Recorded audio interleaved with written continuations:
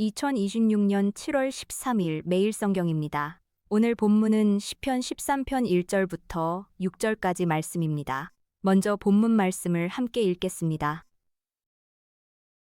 여호와여, 어느 때까지니이까 나를 영원히 잊으시나이까? 주의 얼굴을 나에게서 어느 때까지 숨기시겠나이까?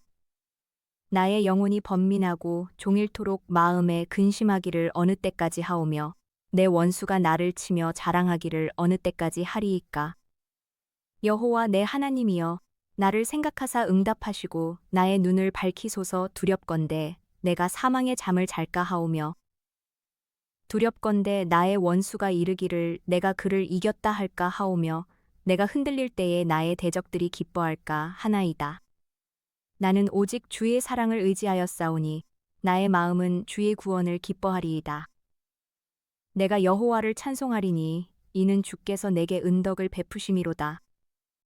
여러분, 혹시 캄캄한 산 속에 고립돼서 구조대를 기다려본 적 있으신가요? 이게 처음에는 막 희망을 품고 신호를 보내는데 1시간, 2시간, 급기야 며칠이 지나도 아무 응답이 없다면 와, 진짜 상상만 해도 너무 끔찍하잖아요. 아, 그렇죠. 그 끝없는 고립감은 정말 사람을 완전히 미치게 만들죠. 맞아요. 오늘 우리가 딥다이브 해볼 주제가 바로 이런 상황이에요. 인내심이 완전히 바닥난 그 극한의 한계선에 선 인간의 심리를 낱낱이 보여주는데요. 바로 오늘의 매일 성경 본문인 시편 13편 1-6절입니다. 기대했던 도움은 안 오고 침묵만 길어질 때 우리 내면에서 대체 무슨 일이 일어나는지 오늘 본문을 통해 들여다보려고 하거든요. 특히 그 짧은 텍스트 안에 어느 때까지니 이 절규가 무려 4번이나 나오더라고요. 4번이나 반복되죠. 이게 그냥 수사적인 표현이 아니에요. 한 사람의 세계가 무너져 내리는 과정을 아주 단계별로 정교하게 해부해서 보여주는 거거든요. 그 시작점이 바로 1, 2절에 나오는 신이 얼굴을 숨겼다고 느끼는 약간 깊은 영적 고립감인 거죠. 와, 영적 고립감? 그러니까 제가 가장 사랑하고 신뢰하는 대상한테 긴급 구조 SOS를 쳤는데 완전 기약 없이 일십. 그러니까 읽고 무시를 당하고 있는 상황인 거네요. 정확해요. 우주적 규모의 일시빈 셈이죠. 그리고 그 침묵이 어떻게 다른 모든 것을 감염시키는지 텍스트에 아주 잘 나타나 있어요. 가장 큰 연결고리가 딱 끊어지니까 종일토록 마음에 근심이 가득 차는. 완전한 내면의 붕괴로 이어지는 거군요. 맞습니다. 그리고 그 내면의 붕괴는 곧바로 외부 위협에 대한 취약성으로 직결돼요. 속이 막 타들어가니까 그 빈틈을 타고 원수들, 즉 사회적 폭력이나 조롱이 기세를 올리는 거죠. 영적 단절이 내면의 불안을 낳고 그게 다시 사회적 패배감으로 이어지는 아주 완벽한 도미노 현상입니다. 이렇게까지 날것의 감정을 쏟아낸다는 게 너무 흥미로웠어요. 보통 성경 같은 텍스트라고 하면 되게 정제되고 경거는 걸 기대하잖아요. 그런데 여긴 뭐랄까, 신을 향한 여과 없는 원망, 불평 이런 게 막 그대로 담겨 있어요. 네, 그게 아주 중요한 포인트입니다. 고통을 억지로 숨기거나 포장하지 않고 그 분노랑 절망마저도 신의 향해 직접 쏟아낸다는 거. 이게 3, 4절로 넘어가는 핵심적인 전환점이에요. 화자가 사망의 잠에 빠질까 두려워하면서 내 눈을 밝혀달라고, 살려달라고 진짜 어둠 속에서 필사적으로 매달리잖아요. 잠깐만요. 거기서 제가 좀 날카로운 질문 하나 던져볼게요. 4절까지 상황을 객관적으로 딱 보면요.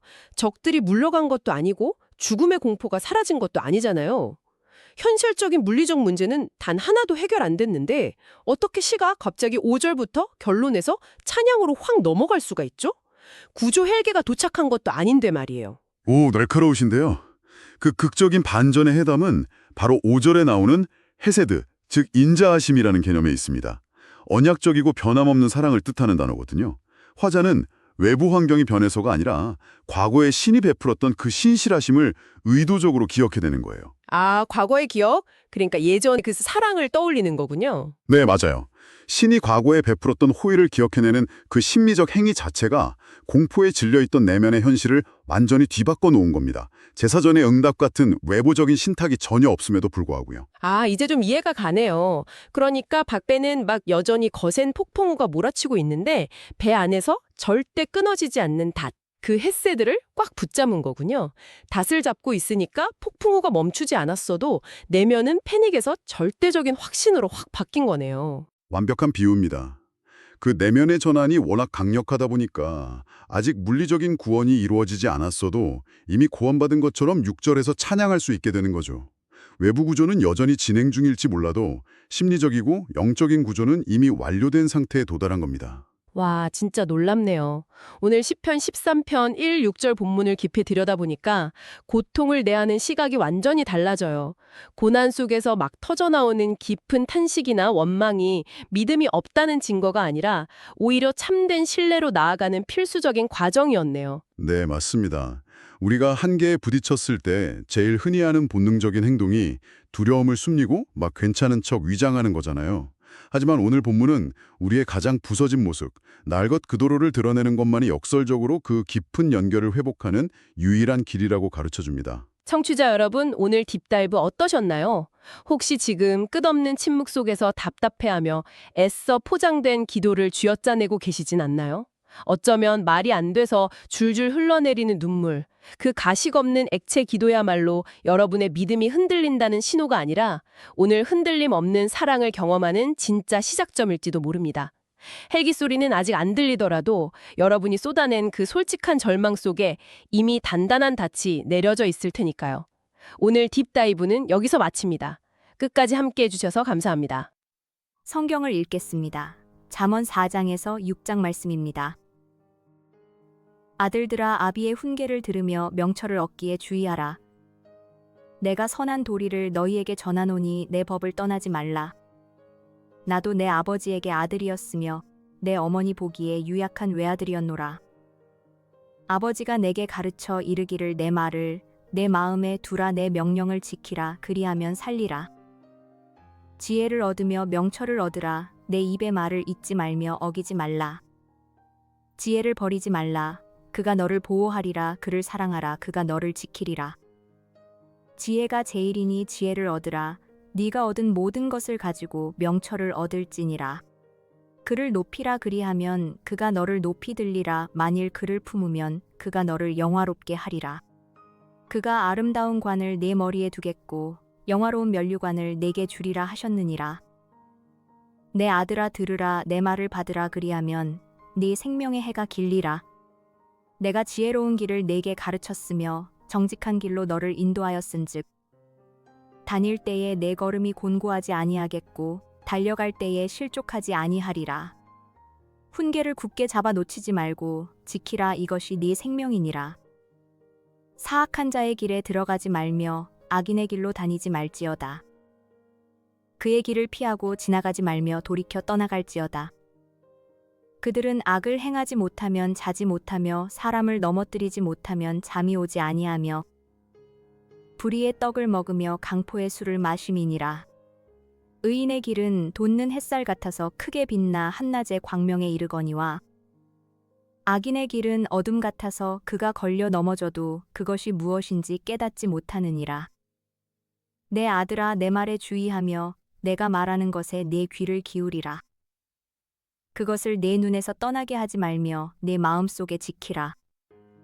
그것은 얻는 자에게 생명이 되며 그의 온 육체의 건강이 됨이니라. 모든 지킬 만한 것 중에 더욱 내 마음을 지키라. 생명의 근원이 이에서 남이니라. 구부러진 말을 내 입에서 버리며 비뚤어진 말을 내 입술에서 멀리하라. 내 눈은 바로 보며 내 눈꺼풀은 내 앞을 곧게 살펴 내 발이 행할 길을 평탄하게 하며 내 모든 길을 든든히 하라. 좌로나 우로나 치우치지 말고 내 발을 악에서 떠나게 하라. 내 아들아 내 지혜에 주의하며 내 명철에 내 귀를 기울여서 근신을 지키며 내 입술로 지식을 지키도록 하라. 대저 음녀의 입술은 꿀을 떨어뜨리며 그의 입은 기름보다 미끄러우나 나중은 쑥같이 쓰고 두 날 가진 칼같이 날카로우며 그의 발은 사지로 내려가며 그의 걸음은 스올로 나아가나니 그는 생명의 평탄한 길을 찾지 못하며 자기 길이 든든하지 못하여도 그것을 깨닫지 못하느니라.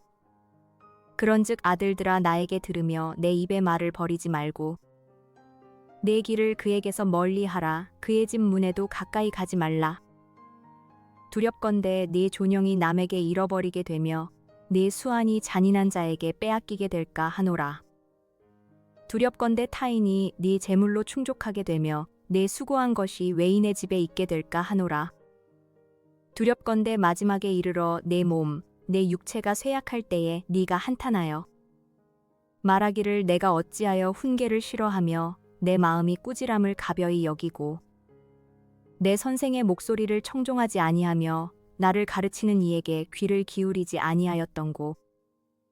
많은 무리들이 모인 중에서 큰 악에 빠지게 되었노라 하게 될까 염려하노라. 너는 내 우물에서 물을 마시며 내 샘에서 흐르는 물을 마시라. 어찌하여 네 샘물을 집 밖으로 넘치게 하며 네 도랑물을 거리로 흘러가게 하겠느냐. 그 물이 내게만 있게 하고 타인과 더불어 그것을 나누지 말라. 내 샘으로 복되게 하라. 네가 젊어서 취한 아내를 즐거워하라. 그는 사랑스러운 암사슴 같고 아름다운 암노루 같으니 너는 그의 품을 항상 족하게 여기며 그의 사랑을 항상 연모하라. 내 아들아, 어찌하여 음녀를 연모하겠으며 어찌하여 이방 계집의 가슴을 안겠느냐. 대저 사람의 길은 여호와의 눈앞에 있나니 그가 그 사람의 모든 길을 평탄하게 하시느니라. 악인은 자기의 악에 걸리며 그 죄의 줄에 매이나니 그는 훈계를 받지 아니함으로 말미암아 죽겠고 심히 미련함으로 말미암아 혼미하게 되느니라. 내 아들아, 네가 만일 이웃을 위하여 담보하며 타인을 위하여 보증하였으면 내 입의 말로 네가 얽혔으며 내 입의 말로 인하여 잡히게 되었느니라. 내 아들아, 네가 내 이웃의 손에 빠졌은즉 이같이 하라. 너는 곧 가서 겸손히 내 이웃에게 간구하여 스스로 구원하되 내 눈을 잠들게 하지 말며 눈꺼풀을 감기게 하지 말고 노루가 사냥꾼의 손에서 벗어나는 것 같이 새가 그물 치는 자의 손에서 벗어나는 것 같이 스스로 구원하라. 게으른 자여 개미에게 가서 그가 하는 것을 보고 지혜를 얻으라. 개미는 두령도 없고 감독자도 없고 통치자도 없으되 먹을 것을 여름 동안에 예비하며 추수 때에 양식을 모으느니라. 게으른 자여 네가 어느 때까지 누워 있겠느냐. 네가 어느 때에 잠이 깨어 일어나겠느냐. 좀 더 자자, 좀 더 졸자, 손을 모으고 좀 더 누워 있자 하면 내 빈궁이 강도같이 오며 내 곰핍이 군사같이 이르리라. 불량하고 악한 자는 구부러진 말을 하고 다니며 눈짓을 하며 발로 뜻을 보이며 손가락질을 하며 그의 마음에 패역을 품으며 항상 악을 꾀하여 다툼을 일으키는 자라. 그러므로 그의 재앙이 갑자기 내려 당장에 멸망하여 살릴 길이 없으리라. 여호와께서 미워하시는 것 곧 그의 마음에 싫어하시는 것이 67가지이니 곧 교만한 눈과 거짓된 혀와 무죄한 자의 피를 흘리는 손과 악한 계교를 꾀하는 마음과 빨리 악으로 달려가는 발과 거짓을 말하는 망령된 증인과 및 형제 사이를 이간하는 자이니라. 내 아들아, 내 아비의 명령을 지키며 내 어미의 법을 떠나지 말고 그것을 항상 내 마음에 새기며 내 목에 매라.